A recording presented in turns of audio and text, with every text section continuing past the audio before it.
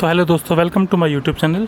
और आज हम लोग डिस्कस करेंगे यहाँ पर यूपी लेखपाल का पेपर जो कि 31 तारीख को हुआ था। तो आज हम लोग इसमें देखेंगे जो मैथ के जितने क्वेश्चन आए हुए हैं सबको देखेंगे हम लोग बारी बारी से, और उत्तर के साथ देखेंगे, बाकायदा एक्सप्लेनेशन के साथ। और अगर आपको किसी टॉपिक में दिक्कत लगती है तो आप ज़रूर कमेंट करके बताइए, मैं उस टॉपिक की पूरी सीरीज़ ले आऊँगा आपके लिए। और चलिए देखते हैं, आइए शुरू करते हैं। तो आइए अब हम लोग पहला क्वेश्चन देख लेते हैं।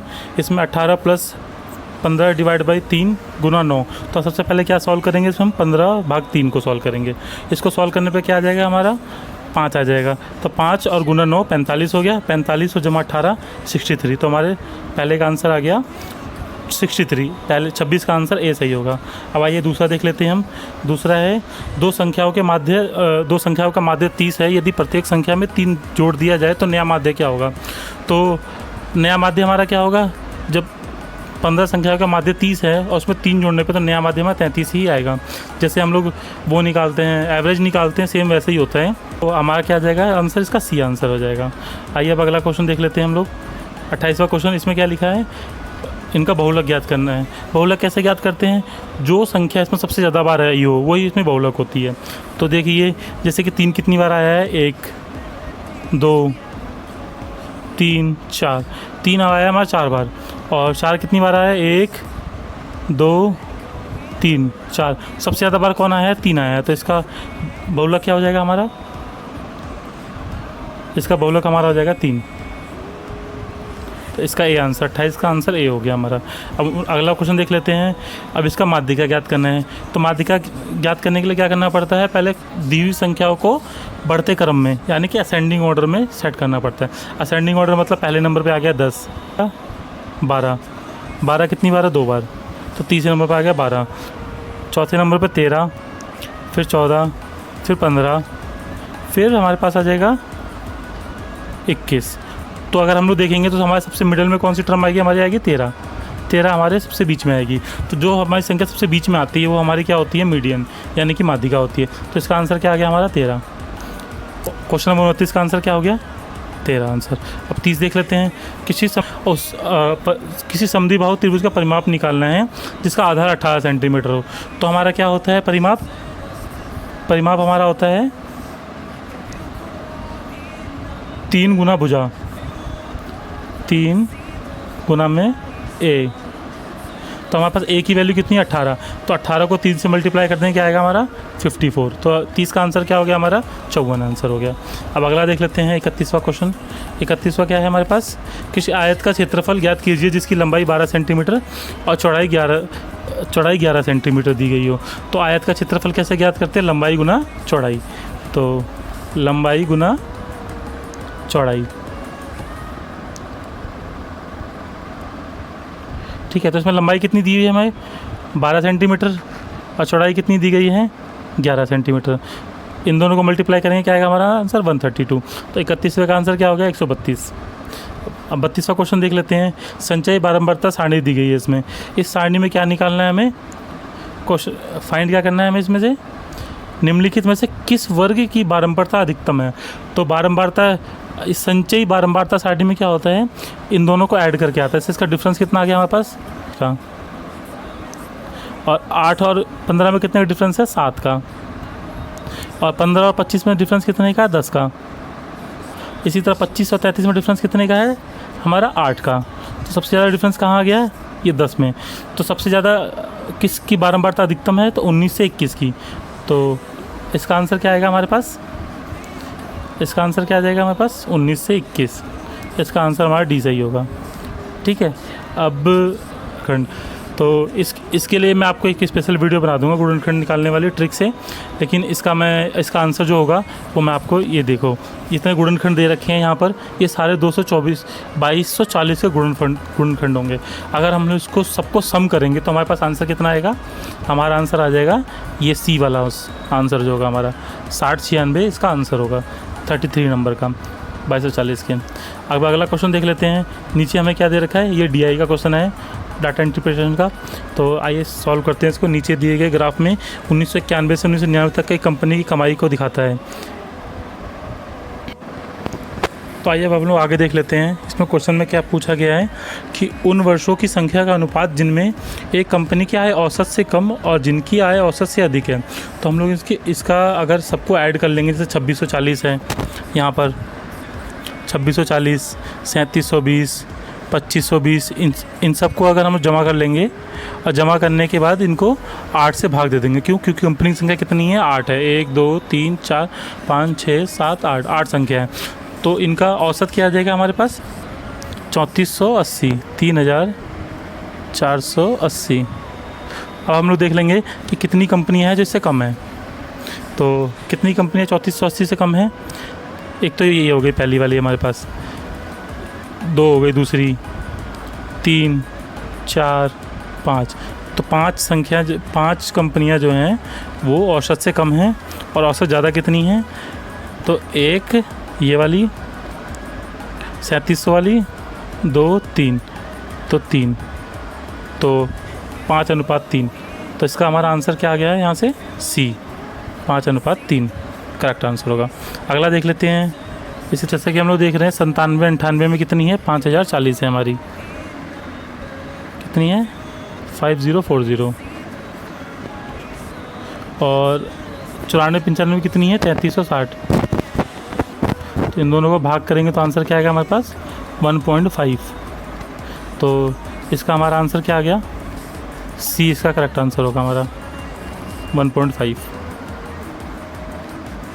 सी। देख लेते हैं हम लोग कंपनी की आय समीक्षा अवधि की औसत आय का लगभग कितना प्रतिशत थी। तो कितना प्रतिशत थी हमारा? इसको सॉल्व करने पर हमारा आंसर क्या आएगा? 125%। आइए अब 37वां क्वेश्चन देख लेते हैं। 1997 1998 में कंपनी की आय में 1993 से 94 की तुलना में कितनी प्रतिशत वृद्धि हुई थी। तो आइए 97 98 में और 93 94 में देखते हैं। तो 97 98 में कितनी थी? 5040। और इसमें कितनी थी? 2520। तो सीधा दुगना हो गई है। तो दुगना होने का मतलब क्या होता है? 100% होना। तो इसका आंसर क्या होगा हमारा? 100। इसका आंसर हो गया हमारा 100। तो आइए अब आगे देख लेते हैं हम लोग। 94 95 कंपनी की आय में लगभग कितने प्रतिशत गिरावट आई। तो 94 95 और 95 96 को देख लेते हैं। तो 94 95 95 96 में 94 95 में कितनी है हमारी? 3360। और 95 96 3120। तो इन दोनों को हम लोग क्या करेंगे? 3360 में से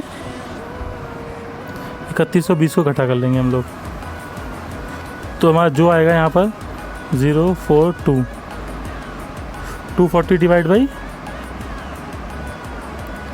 3120 गुना में 100। इसको हम लोग करेंगे तो आंसर आएगा हमारा 7%। तो इस वाले का हमारा आंसर क्या हो गया अब?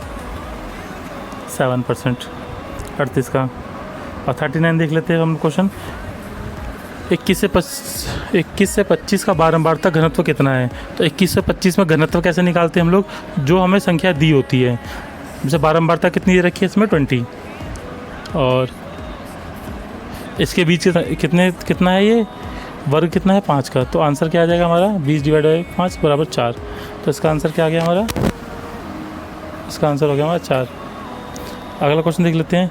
हिस्टोग्राम आयत चित्र एक प्रकार का क्या होता है? आवृत्ति आरेख होता है। इसका सी आंसर हो जाएगा। अगला देख लेते हैं 41। एक त्रिभुज का क्षेत्रफल समान आधार और समांतर रेखाओं के बीच समचतुर क्षेत्रों का क्या होता है? ये इसका आता है आधा। इसका आंसर होगा सी, 41 रुपये का। तो आइए अब हम लोग 42वां नंबर क्वेश्चन देख लेते हैं, जिसमें एक त्रिभुज ABC दिया गया है, ऐसे A, B और C। और ये B पे क्या है? राइट एंगल है, यानी कि 90 डिग्री है। और AB की वैल्यू कितनी दे रखी है? 12 सेंटीमीटर। और BC की वैल्यू कितनी दे रखी है? BC की फाइंड करनी है। AC कितनी है? 13। तो इसमें पाइथागोरस थ्योरम लगाएंगे तो हमारा ये क्या जाएगा? 7। इसका आंसर हो जाएगा हमारा सी। अब आइए अपना 43वां देख लेते हैं, द्विघात समीकरण वाला। तो द्विघात समीकरण में क्या है? x² माइनस 4x माइनस 1 के मूल ज्ञात करने हैं। तो मूल ज्ञात करने का फॉर्मूला क्या होता है हमारा? B square minus 4ac। तो बी की जगह क्या है हमारा 4। अगर हम लोग ये फाइंड करेंगे तो हमारा क्या आ जाएगा 20 आंसर आएगा हमारा इसको सॉल्व करने पे। और हमारे पास फॉर्मूला क्या होता है minus B plus minus under root B square minus 4ac बटे में 2a।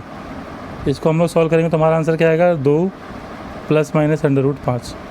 तो हमारा ए वाला जो होगा आंसर, इसका आंसर क्या आएगा हमारा ए, इसका आंसर सही होगा। आइए अब हम लोग 44वां नंबर क्वेश्चन देख लेते हैं। इसमें लिखा है अमित अपना मोबाइल 1820 की दर बेचता है, 30% की हानि वहन करता है। उसे अपना मोबाइल किस दर पर बेचना चाहिए जिससे उससे 30% का लाभ प्राप्त हो। 1820 का बेचने पर उससे 30% की हानि होगी, यानी कि 100/70। उसे कितना भी प्रॉफिट चाहिए उसको 30% प्रॉफिट। 30% प्रॉफिट मतलब उसे 130 का बेचना पड़ेगा।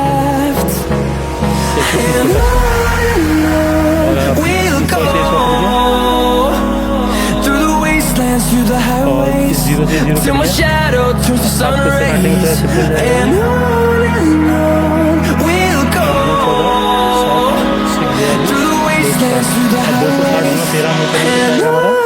260 गुना में 13 हमारा आएगा 3580 आंसर। तो इसका आंसर होगा बी। दूसरा क्वेश्चन देख लेते हैं। राहुल के वेतन मोहन के वेतन से 20% अधिक है। राहुल का वेतन मोहन का वेतन। तो मान लेते हैं मोहन के वेतन से तो राहुल का कितना होगा 120। राहुल के वेतन में कितने परसेंट की वृद्धि हुई है 30% की, यानी कि अब इसको कितना हो गया 130 बटा 100 और मोहन का कितना 40। उसको सॉल्व करेंगे तो ये आ जाएगा 140 और ये आएगा 156। तो हमारे पास 16 का, तो 16 बटा 140 गुना में 100 ये जाएगा हमारा लगभग। तो इसमें ऑप्शन कौन सा 11%? नंबर 46 जिसमें 3/8 2/6 और 4/7 का एलसीएम निकालना है। तो जो ऊपर वाला पार्ट है 3, 2 और 4 इसका हम लोग ले लेंगे एलसीएम। 3, 2 और 4 का एलसीएम हमारे पास क्या आएगा 12। और जो नीचे वाला है जो पार्ट उसका हम लोग क्या कर लेंगे 80 ले लेंगे। तो हमारे पास 3, 2 और 4 का एलसीएम क्या देगा 12 और जो 8, 6 और 7 का एलसीएम क्या देगा 1। तो आंसर क्या आएगा वो 12 जो कि ऑप्शन नंबर डी। तो 46 का ऑप्शन नंबर क्या है डी करेक्ट आंसर होगा। दो संख्याओं का एलसीएम दिया है, उनका एलसीएम के अन्य दो गुणनखंड 13 और 17 दो संख्याओं की छोटी संख्या क्या होगी। सिंपल क्या करेंगे 13 छोटी संख्या जो है 13 क्या रखेगा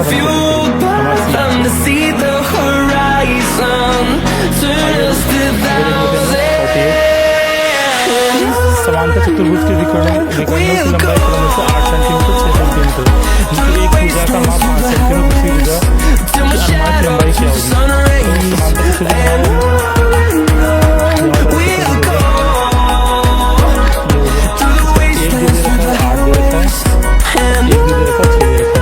समांतर चतुर्भुज में उसके विकर्ण होते हैं आपस में एक दूसरे को आधे आधे काटते हैं, समानुपात में काटते हैं। यानी कि एक हिस्सा 4 हो गया, ये एक हिस्सा 4 हो गया, ये 3 हो गया, ये 3 हो गया। और जहाँ ये काटते हैं वहाँ 90 डिग्री होता है यहाँ पर सेंटर में बीच में। तो अगर हम लोग पाइथागोरस थ्योरम लगाएंगे तो हमारी साइड क्या आ जाएगी 5। एक भुजा में 5 दे रखी, दूसरी भुजा भी क्या होगी हमारी 5। तो इसका आंसर क्या आ जाएगा बी। 48वें का आंसर होगा बी। ये दोस्तों क्वेश्चन नंबर 49 देख लेते हैं, जिसमें लिखा समचतुर्भुज का परिमाप 120 सेंटीमीटर दिया गया है और उनकी समांतर भुजाओं के बीच की दूरी 12 सेंटीमीटर दी गई है। तो उसका क्षेत्रफल फाइंड करना है। तो हमारा परिमाप क्या होता है 4 गुना में भुजा। तो और ये कितना हमें दे रखा है 120 सेंटीमीटर। तो इसकी भुजा कितनी निकल गई हमारे पास 120 को 4 से भाग दे देंगे तो आ जाएगा 30। 120 डिवाइड बाई 4 बराबर 30। और उसका एरिया क्या होता है हमारे पास, क्षेत्रफल क्या होता है लंबाई गुना चौड़ाई, यानी कि 30 गुना 12। और 30 को 12 से गुना करेंगे तो हमारे पास क्या जाता है, हमारे पास आ जाएगा 360, जो कि हमारा ऑप्शन होगा बी। तो इस क्वेश्चन का आंसर हमारे पास क्या आ गया बी। तो आइए 50वां क्वेश्चन देख लेते हैं हम लोग। एक बारंबारता बहुभुज अनेक भुजाओं वाला या वाली होती है, क्या होती है? तो इसका आंसर होगा बी, आयत होती है वो। ट्रिक जानने के लिए और ऐसे ही क्वेश्चन को सीखने के लिए हमारे चैनल को सब्सक्राइब करें और बेल आइकन को दबाएं, ताकि ऐसी ही नई नई ट्रिक सीख सको आप और जल्दी जल्दी पेपर सॉल्व करो। और अब जैसा कि हमारा यूपी पैट का पेपर आने वाला है, तो आप कमेंट में ज़रूर बताएं कि आपको किस टॉपिक में ज़्यादा दिक्कत होती है, तो मैं वो टॉपिक बिल्कुल अच्छे से करा दूंगा आपको, ताकि आने वाले एग्ज़ाम में कोई दिक्कत ना हो। Thank you for watching my channel. Thank you दोस्तों।